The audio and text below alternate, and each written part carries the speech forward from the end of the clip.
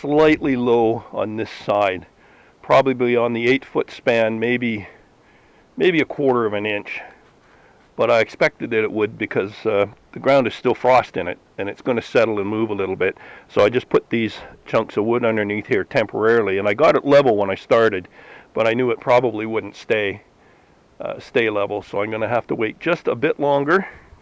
And once that ground dries out a little bit, I'm going to dig down underneath there, get some gravel in it, and then I can put some a concrete block or something to be more permanent. To check and pull that corner in just a little bit, and as you can probably, I don't know if you can see that bubble or not, but that's right smack on, dead on. And if we go this way, by golly, that's just right on there as well.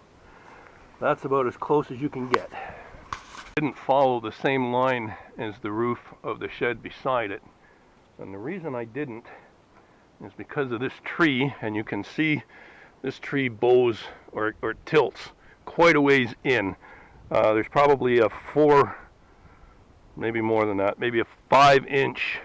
By the time you get up to the height of the roof there, it's probably 5 or 6 inches over, and it would be right in line with the wall there, and the wall would bump the tree, and the tree would move, and that wouldn't be good. So the choice is either to have a different angle, which probably won't matter, or I could lift this wall up all the way across, go around the tree, like box around the tree, and carry on. And I think if I was going to do if I was doing a cabin I wanted to be in or something, I probably would do that. But I think for a chicken coop, I can make it work just as it is, and it'll give it a little bit more. See, these trees are pretty close, but I hate cutting them out. There's nice trees, so I didn't really want to cut them down.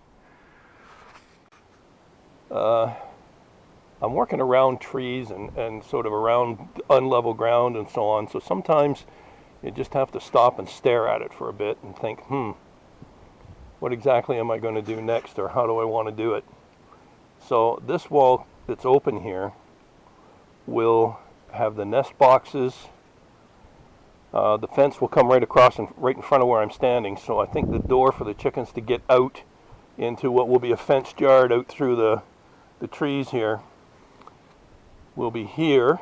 There'll be another window here because this wall is facing southwest. So there will be good light here, as well as the window in the front, which is facing almost straight south, slightly east.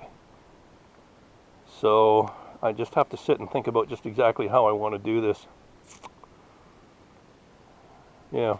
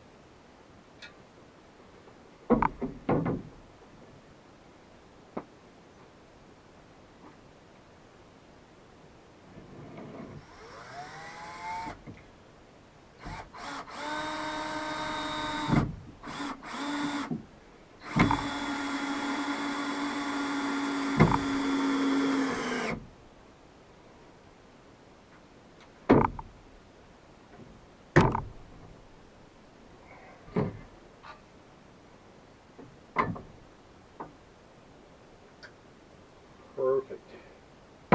Perfect. Damn. As soon as it crosses a bit, it won't be perfect anymore, but...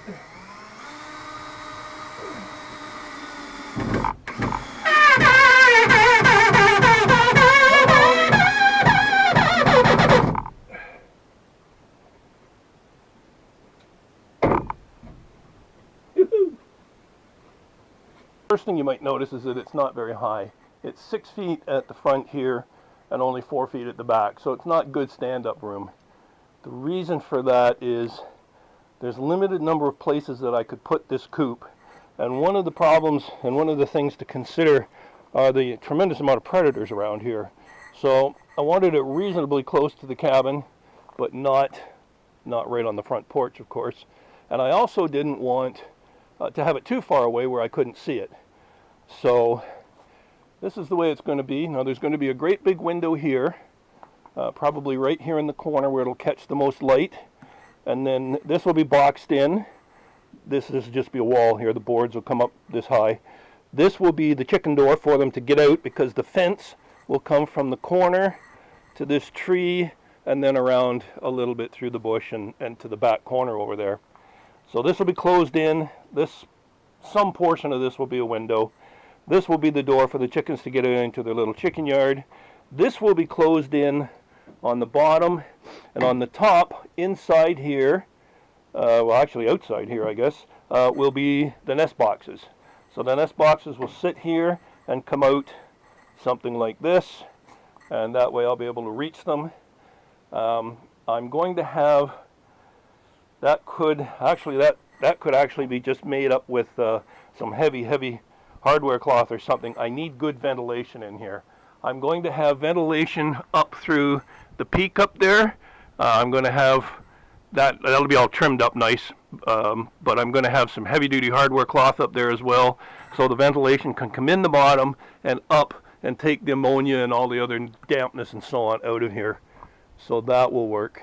And then in the back portion here, as you can see, I cut around the tree, and that will be filled in solidly with 2x4s.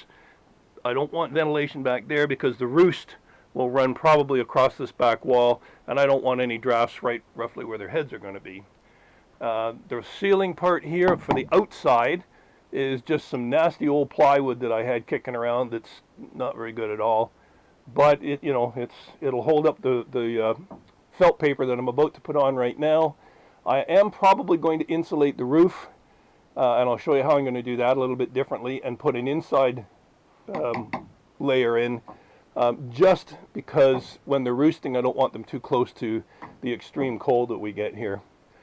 8 by 8, and so far so good. It's still fairly level. I haven't, as I already mentioned earlier, I haven't really made too much effort to leveling it. It is dead level right now, but the frost is still coming out of the ground, and when that happens, it's probably going to move a little bit. So I'm just leaving it on these blocks for the moment, And as soon as the frost is gone and I can, I'm going to dig down maybe a foot, backfill it with some good gravel, and then I'll put some, I think I'll make up some kind of a screw jack so that I can adjust it slightly. Other than that, it's getting there, which is good because I've already got the chicks. They're 10 days old, so another 2 weeks they're going to want to be coming out here, and I'm going to want them to come out here, and I want this thing done and predator proof.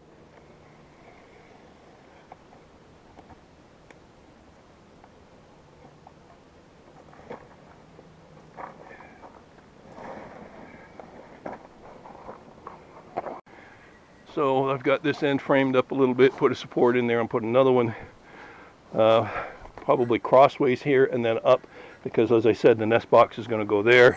That will be closed in. There will be another wall on the back here. This back wall will be insulated because this behind me now is the north. I've got tar paper on here over top of that plywood, which was pretty nasty. And then over top of that will go the tin. And the sides here, I'm going to board the inside all the way around, which sounds a little backwards, but I'm going to do a kind of an insulation. I'll tell you about it when we get there. So I want to do that, and then the outside walls I want to do with half a portable sawmill. I just don't have any boards ripped yet.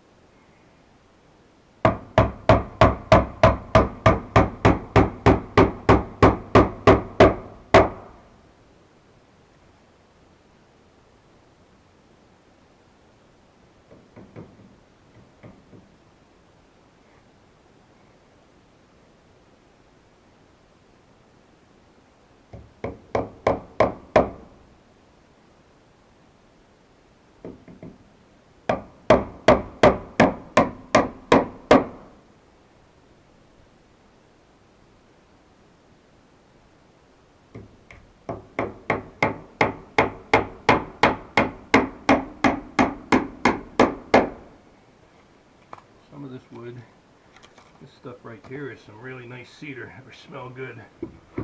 Some of it is, a lot of it actually is larch. or we call it tamarack here. Good stuff.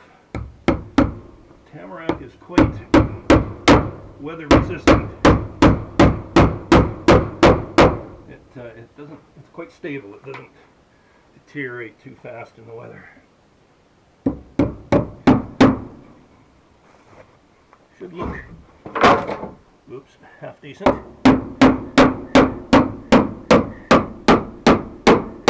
Now this is why I called it the inside out coop.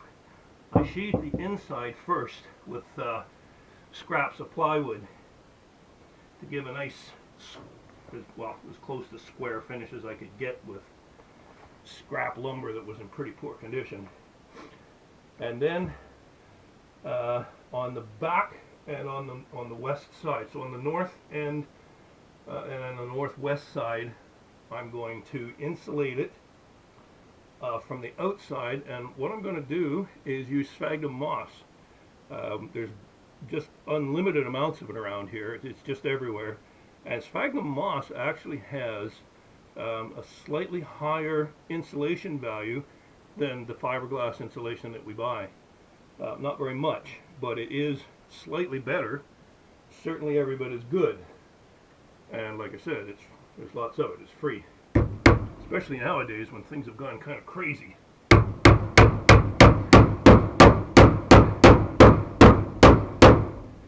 can hit the nail.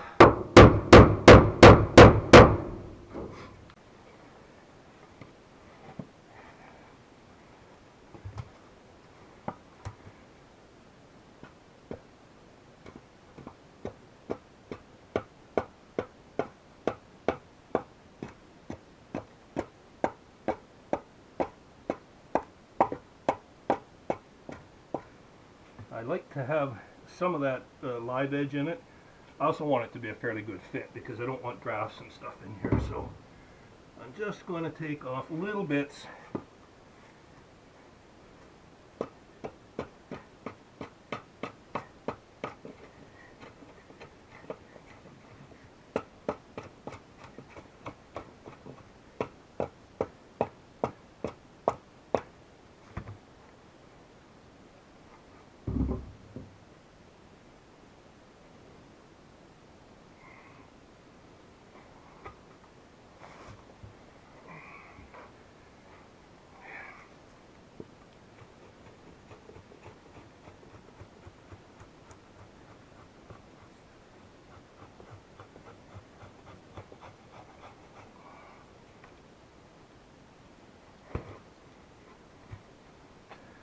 Bit of a wobble right here. I don't see a knot, but it just doesn't want to kind of. Here we go.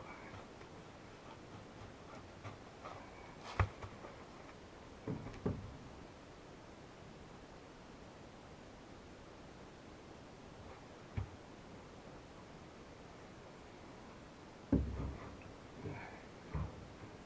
little bit better.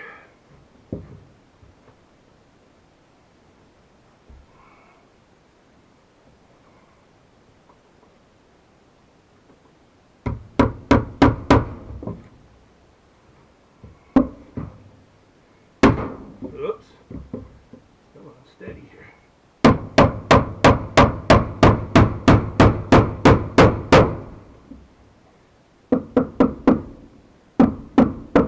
There we go, getting better.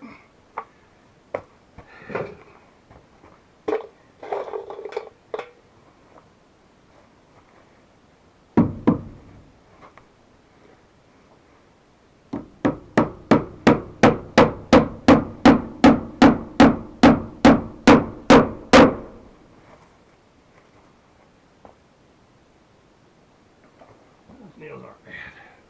Well, they could be slightly longer, but they're okay.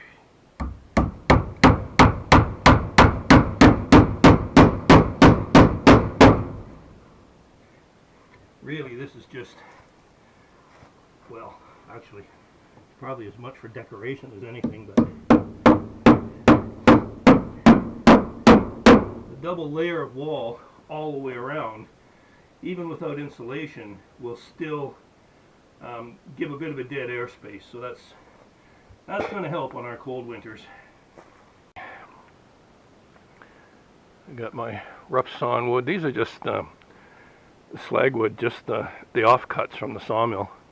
I've had them kicking around, probably just laying outside for a couple of years, I would say. Figured I'd use them for firewood some point, but